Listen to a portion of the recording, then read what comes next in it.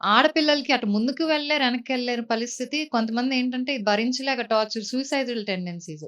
So, వీటన్నిటి మీద awareness even సినిమాలు తీసేవాళ్ళు గూడా చాలా రెస్పాన్సిబుల్‌గా ఏదో నువ్వు స్టోరీ కోసం ఇచ్చేస్తూ ఉంటే. బట్ అది చాలా మంది మీద ఎఫెక్ట్ చూపిస్తూ ఉంటది మూవీస్. ఇప్పుడు వచ్చే మూవీస్ ఏంటంటే గూడా విలన్స్‌ని హీరోస్‌లా జూయించేసి అలాంటి ఒకలాంటిది ఎంకరేజ్ చేస్తూ ఉన్నారు. సో, ఇవన్నీ గూడా will have a negative effect on the public. ఒకవేళ గవర్నమెంట్ ఎన్ని జూసినా ఇన్ని ఇన్‌ఫ్లుయెన్సెస్ ఉంటే కష్టం గదండీ. గవర్నమెంట్ తన ప్రయత్నం తను చేస్తుంది. కానీ మిగతా వాళ్ళు గూడా ఒక సోషల్ రెస్పాన్సిబిలిటీ తీసుకొని ఇలాంటి సినిమాలు చేయగూడదు. డెఫినైట్‌లీ దాని మీద ఎందుకంటే ఇప్పుడు అండ్ సోషల్ మీడియాలో ఇప్పుడు ఎవరికి ఇష్టం వచ్చినట్టు గూడా మాట్లాడుతున్నారు.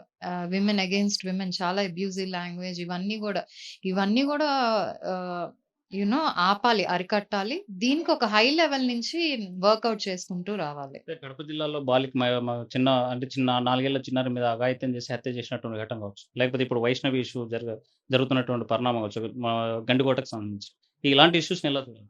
ఇప్పుడు గండికోట ఇష్యూ వెరీ అన్‌ఫార్చునేట్ అండి. అమ్మాయి మైనర్. అదే కాలనీలో పాప చదువుకుంటుంది, కాలేజ్‌కెళ్తుంది. బట్ ఎవరైతే ఒక అబ్బాయితో పరిచయం ఉందో, ఆ అబ్బాయి ఆహ్, చదువుకోవట్లేదనుకుంట. ఎందుకు అమ్మాయిలు చదువుకున్న వాళ్ళు గూడా కొంచెం ఈ తెలివి తక్కువ పనులు చేస్తూ ఉంటారు. ఆ అవేర్‌నెస్ భాగంలోనే మేము చెప్తుంది. ఇవన్నీ గూడా మేము రియల్ ఇన్సిడెంట్స్ చూస్తుంటాం వాళ్ళు చెప్పటం.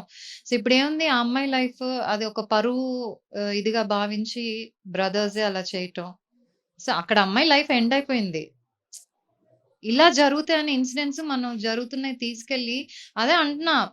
ప్రతీదీ ప్రభుత్వం చేయలేదండి. ప్రభుత్వం చాలా ఫెసిలిటీస్ అన్నీ చేస్తుంది. కానీ ఆడపిల్లలు గూడా అవేర్‌గా ఉండాలి. కాన్షియస్‌గా ఉండాలి. అంటే కొంచెం ఒక ఏజ్‌లో మనకి పేరెంట్స్ చెప్పినా గూడా నచ్చదు. ఎందుకంటే ఫ్రెండ్స్ చెప్తుంటారు. లేపోతే ఓహో! ఇక్కడ బానే ఉంది గదా! వాళ్ళ లైఫ్ బానే ఉంది గదా! ఇవన్నీ అయి చూసి గూడా ఇన్‌ఫ్లూయెన్స్ అవుతూ ఉంటారు. సో, అలాంటివి గూడా మనం అరికట్టే విధంగా ప్రయత్నం చేయాలి.